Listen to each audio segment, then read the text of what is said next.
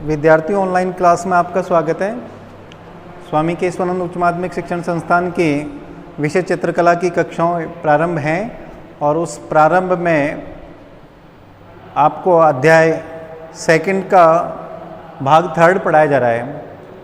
वैसे ये अध्याय के भाग नहीं होते, लेकिन वीडियो के आधार पर हम आपको भाग बता रहे हैं कि तीसरा चरण पढ़ाया जा रहा है, उसका तीसरा हिस्सा पढ़ाया जा रहा है। उसका किसका? अध्याय सेकंड का। मैंने आपको बताया कि अपना कक्षा 12 का जो सिलेबस है वह परिवर्तित हो गया थोड़ा, और परिवर्तन में क्या है कि एनसीईआरटी के सिलेबस के अकॉर्डिंग है। अब वैसे एनसीईआरटी का अकॉर्डिंग हो या आरबीएसई के अकॉर्डिंग था, अपना जो विषय है उस विषय में कोई खास इतना परिवर्तन नहीं आता। परिवर्तन इतना ही आया है कि किसी में जैसे किसी का नाम चेंज कर दिया, नाम बदल दिया गया, कि जैसे अपन पहले कहते थे इसको राजस्थानी शैली, और अब वर्तमान को में जो एनसीईआरटी सिलेबस के अकॉर्डिंग आया है वो राजस्थान स्कूल ऑफ पेंटिंग्स के नाम से आया है। इसी प्रकार इससे पहले वाला जो चैप्टर पढ़ा अपन ने, अध्याय पढ़ा, उसमें अपन ने पढ़ा पांडुलिपि चित्रण परंपरा या चित्रकला परंपरा, जबकि बात एक ही है, उसको लघु चित्र परंपरा कहते हैं। तो उसी एनसीईआरटी के सिलेबस के अकॉर्डिंग अपन अध्याय नंबर 2 पढ़ रहे हैं, और अध्याय नंबर 2 का जो शीर्षक बताया आपको, मैंने बताया राजस्थानी स्कूल ऑफ पेंटिंग्स, अर्थात राजस्थानी शैली या राजस्थानी चित्रकला शैलियाँ या राजस्थानी लघु चित्रण परंपरा के विषय में पढ़ रहे हैं। जिसके फर्स्ट अध्याय में तो मैंने आपको बताया राजस्थानी शैली की मतलब पृष्ठभूमि, कि राजस्थानी शैली को किस आधार पर उसका नाम पड़ा, फिर आगे चलकर उसको किस नाम से जाना गया, उसकी मत विभिन्नता के बारे में बताया मैंने आपको। राजस्थानी शैली के विकास क्रम के विषय में बताया कि राजस्थानी शैली का विकास कितने संभागों में या कितने भागों में या कितने स्कूलों में हुआ। मैंने बताया आपको मुख्य रूप से 4 स्कूलों में हुआ है। कौन कौन सी? मेवाड़, मारवाड़, हाड़ौती और ढूंढाड़।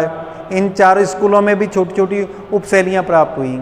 मैंने इसमें बताया कौन से विषयों पर आधार चित्रांकन कार्य किया। आपको बताया गया कि राजस्थान में राजपूत राजाओं की छत्र छाया थी या राजपूत राजाओं का शासन था, और राजपूत जाति की अधिकता थी, और अधिकता होने के कारण पहले राजस्थान का नाम राजपूताना था। और यहाँ जिस कला शैली का विकास हुआ उसे आनंद कुमार स्वामी ने सबसे पहले राजपूत पेंटिंग्स या राजपूत शैली के नाम से पुकारा था। लेकिन आगे चलकर कर्नल टॉड ने अपनी पुस्तक में इसका नाम रायथान लिया था, और रायथान को आगे चलकर राजस्थान के नाम से जाना गया था। और यहाँ पर जो पनपी कला शैली है, उस पनपी हुई कला शैली को राजस्थानी शैली के नाम से जाना गया। इस राजस्थानी शैली के विकास क्रम में मैंने आपको बताया था कि इस राजस्थानी शैली के विकास क्रम में 4 स्कूलें आती हैं, मेवाड़, मारवाड़, हाड़ौती और ढूंढाड़। ये राजपूतों के मतलब एक शासन रहा है इन पर। ये छोटे छोटे राज्य रहे हैं और उन राज्यों पर राजपूत राजाओं का शासन रहा था। ये राजपूत राजा आपको बताया गया है कि वैष्णव संप्रदाय थे, वल्लभ संप्रदाय थे, और वैष्णव संप्रदाय होने के कारण इनके आराध्य देव भगवान श्री कृष्ण थे। और इनके आराध्य देव भगवान श्री कृष्ण होने के कारण ये अपने आराध्य देव को प्रसन्न करने की वजह से अपने सानिध्य में कुछ चित्रकारों को नियुक्त करके रखते थे, और उन चित्रकारों के द्वारा अपने आराध्य देव भगवान श्री कृष्ण की लीलाओं से संबंधित ग्रंथों को चित्रित करवाते, या उन ग्रंथों से संबंधित विषयों को दीवारों पर भी चित्रांकन कार्य करवाते थे, क्योंकि इनको अपने राजप्रसादों, राजमहलों को सुसज्जित करवाने के एक शौक भी रहा है। इस प्रकार राजस्थानी शैली का जो प्रमुख चित्रित विषय रहा है, वो विषय राजस्थानी शैली में राधा और कृष्ण का रहा है, या कृष्ण लीला से संबंधित चित्रों को चित्रित किया गया है।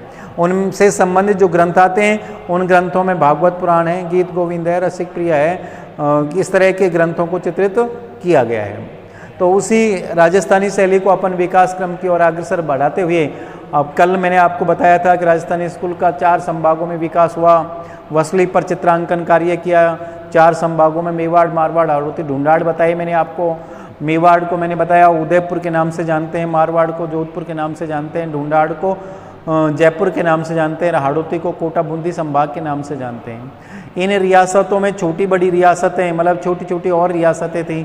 कुछ छोटे छोटे राज्य स्थापित कर लिए थे राजाओं ने, और उन छोटे छोटे राज्यों में भी चित्रकला का विकास हुआ था। उन्हें उन स्कूलों की उपशैलियाँ या उपकेंद्रों के रूप में पढ़ा जाता है। जैसे मैंने आपको बताया, मेवाड़ में नाथद्वारा, गोगुंदा, प्रतापगढ़, बांसवाड़ा, चावंड, गोगुंदा आदि प्रमुख क्षेत्र आते हैं। इन प्रमुख क्षेत्रों में जिस कला शैली का विकास हुआ था उसे मेवाड़ शैली के नाम से जाना जाता है। और इन मेवाड़ शैली में जो एक प्रमुख उपशैली विकसित हुई, जिसको मतलब यूँ कह सकते हैं विश्व प्रसिद्ध उपशैली है, वो जिसका नाम है नाथद्वारा। नाथद्वारा की पिछवाई पेंटिंग रही है। मैंने आपको बताया था नाथद्वारा में भगवान श्रीनाथ जी का मंदिर है, और उस श्रीनाथ जी के मंदिर में श्रीनाथ जी की मूर्ति को सजाने के लिए भगवान श्री कृष्ण की लीलाओं से संबंधित चित्रों को चित्रित कर मूर्ति के पीछे पर्दे के रूप में चित्रों को लगाया जाता है, जिनको पिछवाई पेंटिंगों के नाम से जाना जाता है, जो मेवाड़ शैली की प्रमुख उपशैली रही है।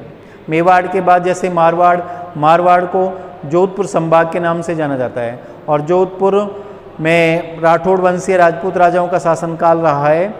वहाँ के जो राजपूत राजा थे, उन राजपूत राजाओं के चेहरे जो बनाए गए हैं या इस शैली की विशेषताएं, वो वीरता भावपूर्ण स्त्री पुरुष आकृतियों के चेहरे बनाए गए हैं। लंबे पुरुष बनाए गए हैं, लंबे चौड़े स्त्री पुरुषों को अंकन किया गया है। इस शैली की जो उपशैलियाँ विकसित हुई उनमें किशनगढ़ शैली और बीकानेर शैली थी। किशनगढ़ शैली अजमेर और जयपुर के मध्य में एक छोटा सा रियासत है, और उस रियासत में राजा सावन सिंह के सानिध्य में उस शैली का विकास हुआ था। जो महाराणा राव जोधा सिंह के 8वें पुत्र किशन सिंह के द्वारा बसाया गया शहर था। वो अपनी अलौकिक सौंदर्य या सुंदरता के कारण भी प्रसिद्ध रहा है। वहाँ पर भगवान श्री कृष्ण की लीलाओं से संबंधित या प्रेम से संबंधित चित्रों को चित्रित किया गया था, जिनमें बनी ठनी मोरध्वज निहाल चंद के द्वारा बनाई गई विश्व प्रसिद्ध पेंटिंग प्रसिद्ध हुई थी। इस प्रकार अपन एक एक उपशैलियों में भी पढ़ेंगे। उसके बाद बीकानेर शैली के बाद में कोटा, बूंदी और जयपुर या अलवर शैलियों के विषय में पढ़ेंगे। तो इसमें मेवाड़ शैली से पहले इसका एक अन्य राजस्थान शैली का एक प्रमुख केंद्र और माना जाता है, जिसको मालवा स्कूल ऑफ पेंटिंग्स के नाम से जानते हैं। तो वो मालवा स्कूल ऑफ पेंटिंग्स के विषय में अपन पढ़ते हैं, जिसका विकास मध्य प्रदेश में मालवा नामक क्षेत्र था, उस मांडू या मालवा क्षेत्र में इसका विकास होने के कारण इसे मालवा स्कूल ऑफ पेंटिंग्स के नाम से जाना जाता है। तो राजस्थानी स्कूल ऑफ पेंटिंग्स वाले अध्याय में या अध्याय नंबर 2 में आपको मालवा स्कूल ऑफ पेंटिंग्स पढ़ाया जा रहा है, जो प्रमुख केंद्र है ये, या प्रमुख स्कूल कह सकते हैं राजस्थानी स्कूलों में से। मालवा स्कूल का उदय मध्य प्रदेश में मालवा मांडू से माना जाता है, इसलिए इसे मालवा स्कूल ऑफ पेंटिंग्स के नाम से जाना जाता है। ठीक है भाई, बहुत अच्छा सरल भाषा में है। क्या है, मालवा स्कूल का उदय मध्य प्रदेश में मालवा मांडू से माना जाता है, और यहाँ पर जो चित्र बनाए गए थे उन चित्रों पर जो कला शैली का विकास हुआ उसे मांडू स्कूल या कह सकते हैं, या मालवा स्कूल ऑफ पेंटिंग्स के नाम से ख्याति प्राप्त हुई। इस स्कूल में जो चित्र बने थे वो चित्रों में राजपूती संस्कृति के आधार पर ही चित्र बनाए गए थे, और रंगों में थोड़े गहरे रंगों का उपयोग किया गया था। ठीक है, इस तरह की शैली की प्रमुख विशेषता रही थी। मालवा स्कूल का विकास 1600 ईस्वी से 1700 ईस्वी के मध्य फला फूला, जो हिंदू राजपूत दरबारों का सबसे अधिक प्रतिनिधि है। मतलब ये एक केंद्र है जो राजपूत दरबारों का एक अच्छा सबसे प्रतिनिधि केंद्र रहा है। इसकी द्विआयामी सरल भाषा, इसकी द्विआयामी, आपको मैंने जैन और पाल 2 केंद्र पढ़ाए थे पांडुलिपि चित्रण परंपरा में, मैन्यूस्क्रिप्ट में पढ़ाए थे। उसमें मैंने बताया था कि राजस्थान जैन और पाल शैली के अंदर जो चित्रांकन कार्य किया गया था उनमें गोलाई गहराई अधिक नहीं थी।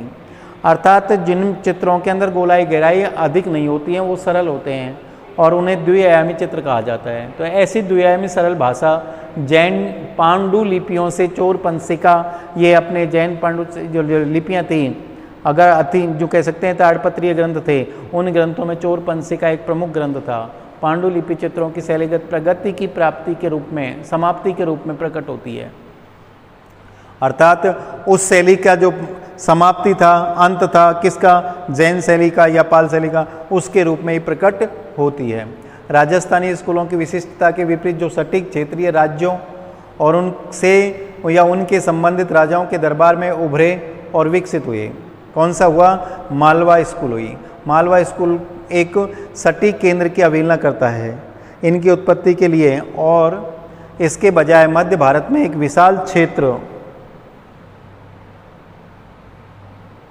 का सुझाव देता है, जहाँ इसे मांडू, नुसरतगढ़, ये इसके प्रमुख केंद्र रहे हैं।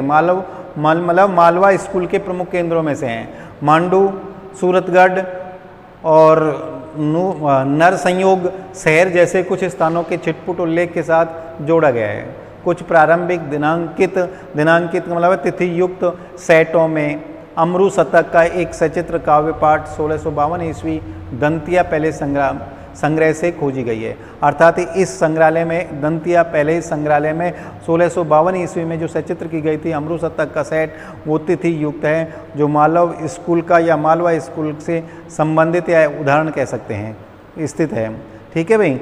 अब मैंने आपको जैसे दंतिया पैलेस संग्रह से खोजी गई है, तो पहले संग्रह क्या होते हैं? संग्रहालय होता है। संग्रहालय वह स्थान होता है जहाँ पर प्राचीन काल से वर्तमान तक की सभ्यता संस्कृति के कला अवशेषों को जिस स्थान पर सुरक्षित रखा जाता है, उस स्थान को संग्रहालय के नाम से जाना जाता है। आपको लिख लेना चाहिए। ऐसे मैं बोलता हूँ जिन चीज़ों को आपको कहीं भी कंपटीशन में काम आ सकते हैं। जैसे संग्रहालय क्या होता है? तो संग्रहालय क्या है कि जहाँ प्राचीन काल से और वर्तमान तक की सभ्यता संस्कृति के कला अवशेषों को संग्रहित किया जाता है, सुरक्षित रखा जाता है या एकत्रित किया जाता है, उस स्थान को संग्रहालय कहा जाता है। ये संग्रहालय राजकीय भी होते हैं और निजी संग्रहालय भी होते हैं। ठीक है भाई। बड़ी संख्या में मालवा पेंटिंग बुंदेलखंड को पेंटिंग के क्षेत्र के रूप में दावा करती है। अर्थात मालवा पेंटिंग है जो बुंदेलखंड को एक के क्षेत्र के रूप में दावा करती है। भाई मैं मतलब ये बुंदेलखंड का एक टुकड़ा है या उसके क्षेत्र से प्रभावित है। लेकिन बुंदेलखंड के दंतिया पैलेस में स्थित चित्र ही स्पष्ट मुगल प्रभाव की अवहेलना करते हैं, जो कागज पर किए गए कार्य के विपरीत है। अर्थात कागज पर जो कार्य किया गया उसका थोड़ा सा भिन्न है, जो शैलीगत रूप से स्वदेशी द्विआयामी तपस्या की ओर झुकाव रखते हैं। इस स्कूल में, कौन से स्कूल में? मालवा स्कूल में संरक्षक राजाओं और चित्रों के उल्लेख का पूर्ण अभाव इस दृष्टिकोण का समर्थन करता है कि वे चित्र दंतिया शासकों द्वारा यात्रा कलाकारों से खरीदे गए। अर्थात दंतिया शासक थे या दंतिया संग्रहालय के जो लोग थे, उन लोगों के द्वारा यात्रा कलाकारों से खरीदे गए थे। पर जिन्होंने रामायण, भागवत, अमरू शतक, रसिक प्रिया, ये ग्रंथ हैं जैसे लोकप्रिय विषयों पर पेंटिंग की थी। कौन ने? उन यात्रियों ने।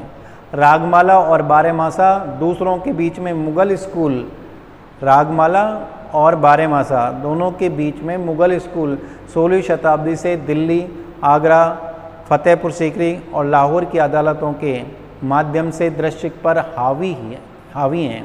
अर्थात इस समय 16वीं शताब्दी में क्या हो गया था? आगरा, फतेहपुर सीकरी और लाहौर की अदालतों के मतलब ये शासकों के मध्य मतलब मुगल स्कूल एक हावी हो गई थी। किन चित्रों पर? रागमाला और बारहमासा संबंधित जो चित्र थे। प्रांतीय मुगल स्कूल देश के कई हिस्सों में सम्मिलित हुए। मतलब ऐसे स्कूल, प्रांतीय मुगल स्कूल, मुगल शासकों के द्वारा जो संरक्षण अधिकार जमाया था या संरक्षण लिया था, उन संरक्षणों में कई स्कूल पनप रहे थे या स्कूल थे, मुगलों के अधीन थे जो। लेकिन मुगल सम्राटों द्वारा नियुक्त शक्तिशाली और धनी राज्यपालों के नेतृत्व में जहां मुगल और उनके स्थानीय तत्वों के सम्मेलन के माध्यम से चित्रकला भाषा विकसित हुई, उसे 16वीं शताब्दी से दक्षिणी स्कूल अहमदनगर, दक्षिणी स्कूल आती है, उस दक्षिणी स्कूल के प्रमुख केंद्र थे। उन केंद्रों में अहमदनगर, बीजापुर, गोलकुंडा और हैदराबाद जैसे केंद्रों पर फला फूला। यह जो स्कूल फला फूला, दक्कनी स्कूल फला फूला, वो इन केंद्रों पर फला फूला था। 16वीं शताब्दी के उत्तरार्ध में और 17वीं शताब्दी के प्रारंभ में राजस्थानी स्कूल प्रमुखता में आई, अर्थात प्रमुख रूप से दिखाई देने लगी थी। और 17वीं शताब्दी के अंत और 18वीं शताब्दी के पूर्वार्ध में पहाड़ी शैली का अनुसरण इस शैली ने किया। इस प्रकार अपन ने मालवा स्कूल को पढ़ा। और मालवा स्कूल के बाद आने वाला जो केंद्र होगा वह केंद्र होगा मेवाड़ स्कूल ऑफ पेंटिंग्स, अर्थात मेवाड़ शैली। इस प्रकार अपन एक एक केंद्र को पढ़ेंगे और मेवाड़ में एक ही उपशैली आएगी या उपकेंद्र आएगा जिसका नाम था नाथद्वारा। नाथद्वारा मैंने बताया, नाथद्वारा की पेंटिंग्स जो प्रसिद्ध रही हैं वो पिछवाई पेंटिंग रही हैं। तो मेवाड़ स्कूल में तो अपन एक केंद्र पढ़ेंगे सिर्फ नाथद्वारा। मेवाड़ को मैंने बताया, मेवाड़ का वर्तमान में नाम उदयपुर है। और इससे आगे वाला जो आने वाला केंद्र है उस केंद्र में पढ़ेंगे अपन जोधपुर। और जोधपुर संभाग को पहले क्या कहा जाता था? मारवाड़ कहा जाता था। उस मारवाड़ शैली के 2 केंद्रों में अपन पढ़ेंगे, 3 केंद्रों में पढ़ेंगे, जोधपुर शैली और एक वो किशनगढ़ शैली और बीकानेर शैली। फिर उसके बाद अपन हाड़ौती क्षेत्र में 2 शैलियों को पढ़ेंगे, कोटा और बूंदी, और ढूंढाड़ में सिर्फ जयपुर शैली को पढ़ेंगे। इस प्रकार अपन राजस्थानी स्कूल ऑफ पेंटिंग्स के विषय में जानकारी लेते रहेंगे। तो आज इतना ही, धन्यवाद।